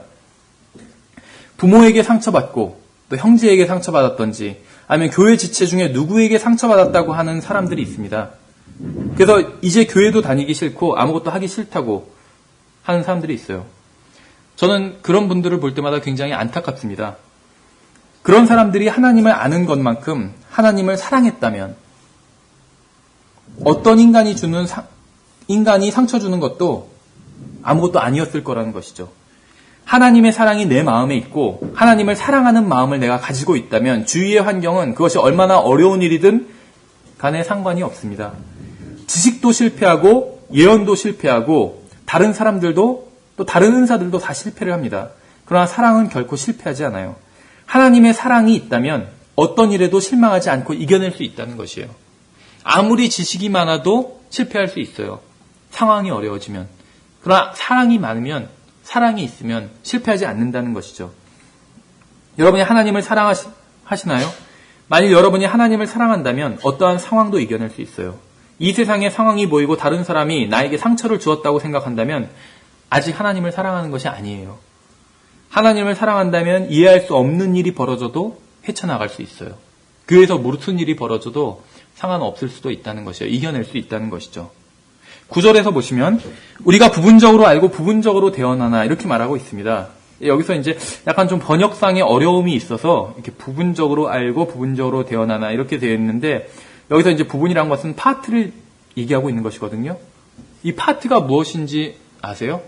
파트가 무엇인지?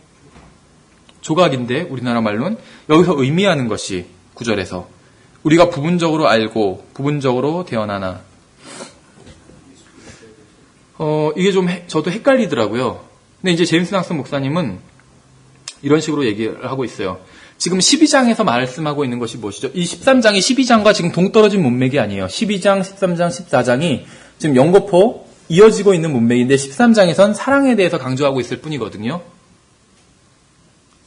12장에서 지금 무엇에 대해서 말씀하고 있냐면 한 몸에 대해서 말씀하고 있어요. 한 몸에 대해서. 그렇죠. 이 파트는 몸에 대한 파트라고 이렇게 보더라고요. 몸에 대한 파트, 지체.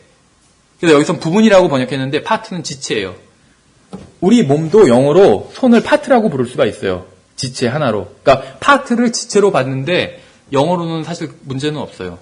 근데 우리나라 말로는 부분이라고 하니까 조금 와닿지 않을 수도 있는 것 같아요. 그래서 그리스도의 몸의 각 지체들을 말하고 있는 것입니다. 각 지체들. 각 지체들이 바로 부분이죠. 그렇죠. 내가 몸 전체는 아니에요. 나는 몸의 일부분이죠. 여러분 개개인이 몸 전체는 아니에요. 몸의 일부분이죠. 이 부분들, 이 파트들이 모여서 하나의 몸을 이룹니다. 그래서 예전에 어떤 어렸을 때 뭐 조립하고 막 그랬었는데 저도 무슨 플라스틱 프라모델을 조립하고 그랬었는데 하나하나가 파트예요, 이게. 그럼 그 조각들이 뭐 100개, 200개로 이루어져 있어요. 그 조각들을 하나하나 파트들을 맞추면은 하나의 바디, 몸이 돼요. 그 얘기를 지금 그 관점이라고 보시면은 이 13장의 지금 문맥을 이해하시는데 도움이 될 거예요. 왜냐하면 이 13장의 문맥에 대해서는 좀 오해가 많이 있습니다.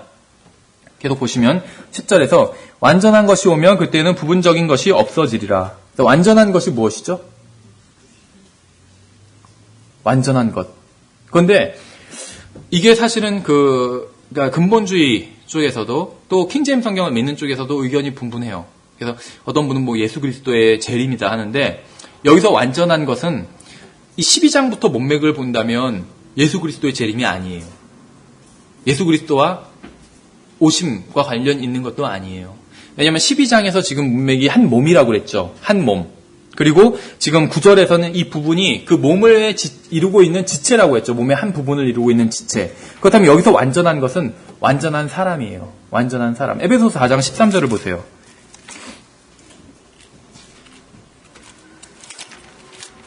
에베소서 4장 13절에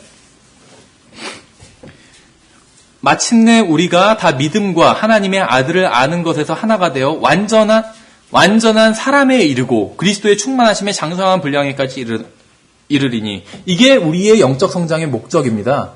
목표. 완전한 사람에 이르는 것. 그래서 부분적인 것이 있었는데 완전한 것이 되면 부분적인 것이 없어지게 된다. 이런 얘기를 하고 있는 것입니다. 일단 계속 문맥을 보겠습니다. 그래서 여러분이 우리가 받은 은사는 우리를 위한 것이 아니라 몸 전체 완전한 사람을 위한 것이에요.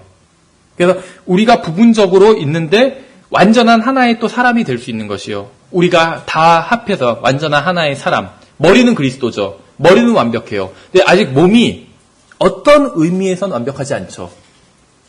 11절 계속 보시면 내가 아이였을 때는 아이처럼 말하고 아이처럼 깨달으며 아이처럼 생각하였으나 어른이 되어서는 아이의 일들을 버렸노라. 아이들은 항상 자기 얘기만 합니다. 자기가 이 세상의 주인공이에요. 장난감도 다 자기 거고 과자도 다 자기 겁니다.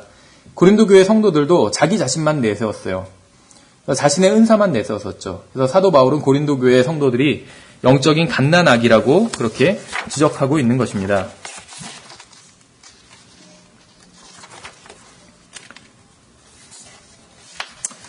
이 고린도전서 13장 11절은 아이의 모습을 지금 보여주고 있어요. 그러니까 아이는 하나의 인격체로서 인간이지만 성인으로 성장을 해가야 되죠. 성장해서 성인의 모습을 갖추는 것을 성경에서는 온전함이라고 표현하고 있습니다. 온전함. 성경에서는 온전함이 죄 없음을 의미하지는 않아요. 그러니까 12절은 우리의 이해력에 대해서 말씀하고 있어요. 어떤 면에 있어서 우리의 이해력.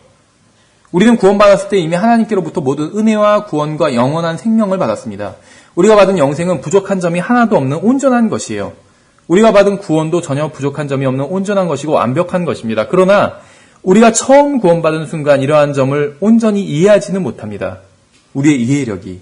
그래서 우리가 영적으로 성장하여 성경을 알고 장성한 사람이 되어야 비로소 우리가 구원받은 순간 하나님께서 우리에게 주신 것이 무엇인지 온전히 알게 된다는 것이죠. 예, 그래서 12절에 우리가 지금은 거울을 통하여 희미하게 보나 그때는 얼굴과 얼굴을 마주 대하여 보며 내가 지금은 부분적으로 아나 그때는 주께서 나를 아신 것 같이 나도 알리라. 그런즉 이제 믿음, 소망, 사랑 이 셋은 항상 있으나 이것들 중에 가장 큰 것은 사랑이라.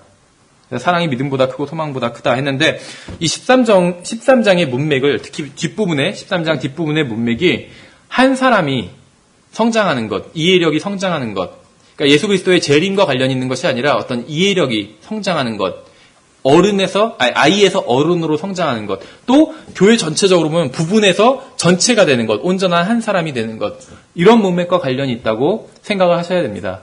지금 문맥이 12장부터 있는 문맥이 이 12장 이전에 있었던 어떤 교회의 분열에 대해서 사도 바울이 책망하고 있는 것이잖아요. 그래서 한 몸에 대해서, 한 지체에 대해서 말씀하고 있어요. 근데 갑자기 13장에서 어떤 재림에 대해서 말을 하고 있는 것이 아니라는 것입니다. 13장의 문맥도 어린아이에서, 지금 고린도 교회 성도들의 문제가 무엇이냐면 영적으로 어린아이였다는 것이에요. 그래서 너희가 어린아이에서 이제는 성인이 돼야 된다. 그래서 아이였을 때는 아이처럼 말하고 아이처럼 깨달으면 니네가 지금 이렇다는 거예요. 아이처럼 말하고 내 거, 우리 파, 내 은사, 아이처럼 말한다는 것이에요. 그 깨닫는 것도 하나님의 뜻을 아직 몰라요. 고린도 성도들이. 아이처럼 깨달아요. 그렇게 되지 말고 어른이 되라는 것이에요. 어른이. 그래서 고린도 교회 성도들의 영적인 성장에 대해서 말씀하고 있는 것이고, 또 부분이라는 것은 자기 부분만 얘기하고 있는 것이에요. 근데 부분이 아니라 부분이 이루어서 하나의 사람이 된다는 것이에요. 온전한 사람이.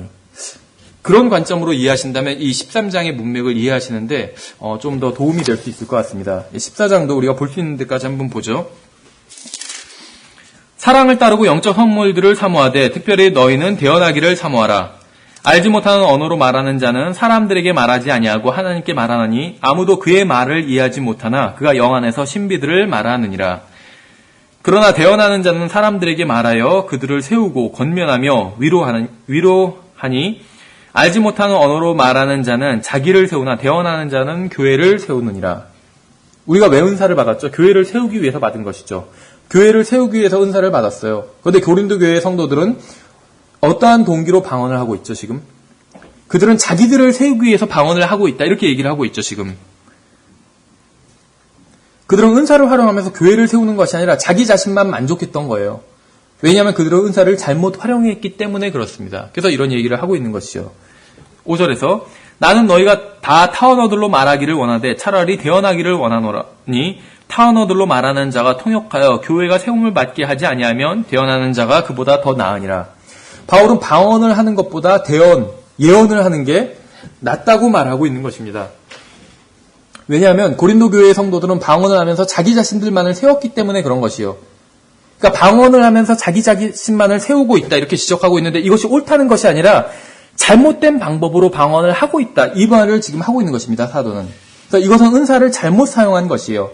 은사는 자신이 아니라 다른 사람, 교회를 위해서 사용되기 때문에 그런 것이죠. 6절에 이제 형제들아 내가 너희에게 나아가 타언어들로 말하고 계시나 지식이나 대언이나 교리로 너희에게 말하지 아니하면 너희에게 무슨 유익을 끼치리요. 청중이 알아듣지 못하는 언어로 말하면서 통역도 없다면 그것이 무슨 유익을 주는 것이겠습니까? 청중이 알아듣지 못하는 언어로 말한다면 아무도 알아듣지 못하는 언어로 설교한다면 그것이 누구를 세워주고 또 누구에게 유익을 끼치겠냐 이런 말을 하고 있는 것이죠. 7절이 완전 방언에 대해서 특히 방언을 잘못된 방법으로 사용하는 사람들에게 의해서 핵심을 지금 찌르고 있는 것이죠. 필이나 하프같이 생명 없는 것들이 소리를 낼 때 음의 구분을 주지 아니하면 필이나 하프 소리가 무엇을 뜻하는지 어찌 알리오. 그런 거 보신 적 있으세요? 아이들이 제대로 피아노를 치지도 못하면서 건반을 막 두드려요, 그냥. 그런 거 들어본 적 있으세요? 피아노를 제대로 곡에 맞춰서 치지 않고 아무렇게나 치면 그것은 소음에 지나지 않아요. 그렇죠. 피아노라는 것은 소음을 만들기 위해서 만들어진 기구가 아니에요. 피아노는. 아름다운 선율을 만들기 위해서 만들어졌어요. 피아노는. 악보에 적힌 곡을 따라서 피아노를 연주를 해야 돼요. 우리가 입안에 혀를 가지고 있죠. 혀. 지금 여기서 영어로는 tongue인데 이것이 언어라고 번역을 했고 개역성경에서 이제 방언이라고 했고 근데 이것이 언어지만 이 tongue이 언어지만 혀라는 첫 번째 뜻은 혀죠. 혀. 입안에 혀를 가지고 있어요. 하나님께서 혀를 만드신 목적이 있다는 것이죠. 사람들이 피아노를 만든 목적이 있는 것처럼 하나님께서 혀를 만드신 목적이 있다는 것이에요. 음식을 먹거나 혀가 먹는데 도와주죠. 씹는데. 아니면 말을 하기 위함입니다. 혀는. 제대로 말을 해서 사람들이 알아듣게 하기 위함이 바로 혀의 목적이라는 것이요. 말을 가르치지 않으면 말을 하지 못하죠. 피아노 치는 걸 제대로 가르치죠. 엉터리로 치게 계속 내버려 두지 않아요. 그건 소음이에요. 혀도 제대로 사용하지 않으면 소음에 지나지 않아요. 혀를 제대로 사용한다는 것은 문법에 맞게 또 발음에 맞게 사용하는 것이죠. 그렇죠. 한국 사람들이 잘 발음하지 못하는 그 영어에 발음들이 있어요. 그건 잘 혀를 제대로 사용하는 법을 잘 모르기 때문이에요, 내가. 근데 우리가 한국말은 제대로 할 수가 있죠. 그걸 배웠기 때문이에요. 지금 그 얘기를 하고 있는 것입니다. 10살짜리 아이가 말은 하지 않고 뭐 빠빠따따 찍찍찍 이러고 있어요. 그럼 보통 부모 같으면 혼을 내겠죠. 10살짜리가 그러고 있으면. 그렇게 하지 말라고 혼을 낸다는 거예요. 근데 은사주의자들은 빠빠따따 찍찍찍찍 이렇게 하면서도 하나님께 영광을 돌릴 수 있다 이렇게 주장하는 거예요. 피아노로 막 대충 쾅쾅 치면서 소음을 내면서도 하나님께 영광을 돌릴 수 있다고, 하나님을 알아들으신다고 이렇게 얘기하는 것이에요. 지금 이건 언어가 아니죠. 그건 언어가 아니에요. 빠빠따따 찍찍찍찍 막 이런 소리 내는 건 1살짜리나 그렇게 소리를 내요. 그렇죠. 장성한 사람이 되면 어린 아이의 일을 버려야 된다고 말씀하고 있죠. 사람들이 알아들을 수 있는 말을 해야 됩니다. 사람들이 알아듣고 하나님께 영광을 돌릴 수 있는 말을 해야 돼요. 8절부터 보시면, 만일 나팔이 분명하지 못한 소리를 내면 누가 전쟁을 준비하리요. 근데 이런데도 은사주의자들은 아무도 알아듣지 못하는 말을, 그게 방언이다 이렇게 주장하는 게 이해가 안 되는 것 같아요. 그렇잖아요. 알아듣지 못하면 누가 전쟁을 준비하려 이렇게 얘기하고 있잖아요. 이와 마찬가지로 너희가 혀로 알아듣기 쉬운 말들을 하지 아니하면 그 말한 것을 어찌 알리오. 너희가 허공에다 말하리라. 세상에 수많은 종류의 소리가 있다 할지라도 그 중에 의미 없는 소리는 하나도 없나니, 그러므로 내가 그 소리의 의미를 알지 못하면 말하는 자에게 야만인이 되고 말하는 자도 내게 야만인이 되리라. 요점이 무엇이냐면, 어떤 사람이 교회에 왔어요. 그런데 아무도 알아들을 수 없는 이상한 소리만 내고 있으면 그게 무슨 유익을 줄 수 있느냐 이 말을 하고 있는 거예요. 근데 이제 고린도 교회에서는 지금 은사주의자들 하는 것처럼 뭐 랄라뚜뚜 막 이런 걸 한 것은 아니에요. 무엇이냐면, 예를 들면 여기서 지금 우리 교회에서는 한국어가 통용되는 언어죠. 우리 교회에서는. 가끔 영어를 목사님이 할 때도 있어요. 그러나 영어를 하면 또 설명을 해줘요. 영어도 어느 정도는 통용이 돼요. 그러니까 설명을 곁들이면. 그런데 프랑스어나 뭐 베트남어나 이런 거는 설명을 곁들여도 잘 알아들을 수가 없어요. 그런데 설명을 전혀 곁들이지 않으면 전혀 알아들을 수 없죠. 우리 교회에서는. 그렇죠. 베트남어를 누가 하면은 그 얘기를 하고 있는 것이요. 어떤 소리를 내는데, 그래서 이 고린도 교회의 그 성도들은 지금 은사주의자들처럼 뭐 랄라뚜뚜 막 이런 걸 한 것은 아닙니다. 분명히 하나님께서 은사를 주신 방언을 했어요. 그럼에도 불구하고 그것을 잘못된 방법으로 했어요. 그것을 그 언어를 아는 사람들에게 해야 되는데, 그 방언을 사용할 땐 알지 못하는 사람에게 한 것이에요.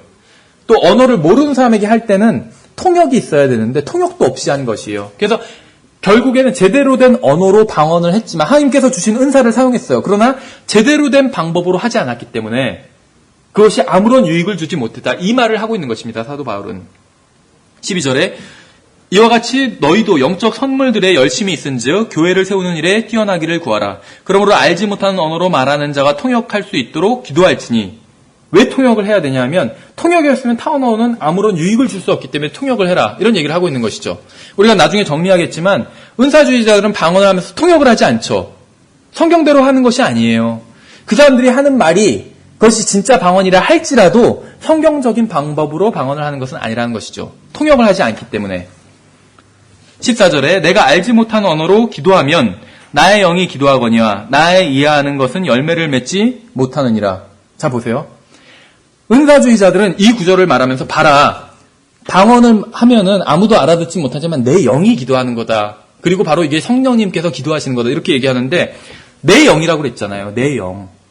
성령님의 기도라고 얘기하고 있지 않아요. 사도 바울은. 아무도 모르는 사람이 방언을 했을 때, 아무도 사람들이 못 알아듣는 방언을 했을 때 그것이 성령님의 기도라고 얘기하고 있지 않다는 거예요. 내 영의 기도지. 내 영이란 표현을 쓰고 있잖아요. 그러니까 은사주의자들이 말하는 것처럼 방언으로 기도하면 성령님으로 기도하는 게 아니에요. 성령이 아닌 자기 자신의 영으로 기도하는 거예요. 그것은. 자기 자신의 영.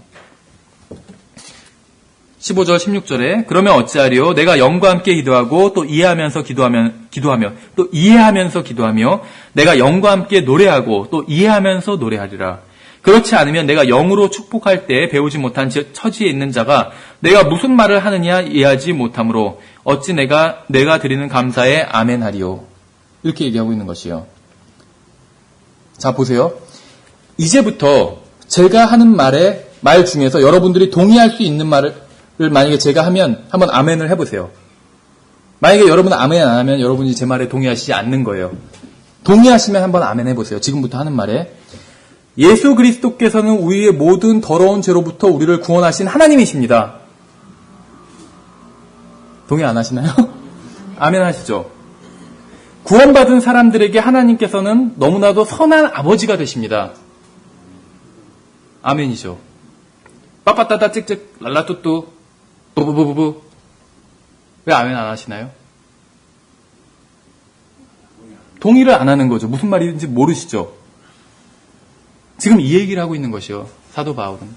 동의할 수 있어야 아멘할 수 있는 것인데 동의할 수 없으면 아멘할 수 없는 것이고 그럼 아무에게도 유익을 주지 못한다는 것이요. 그러니까 지금 이 말씀은 어떤 의미에서는 이중적으로 지적하고 있는 것이요. 첫 번째는 당연히 이 고린도 교회의 성도들은 잘못된 방법으로 방언을 했다는 게 문제였습니다.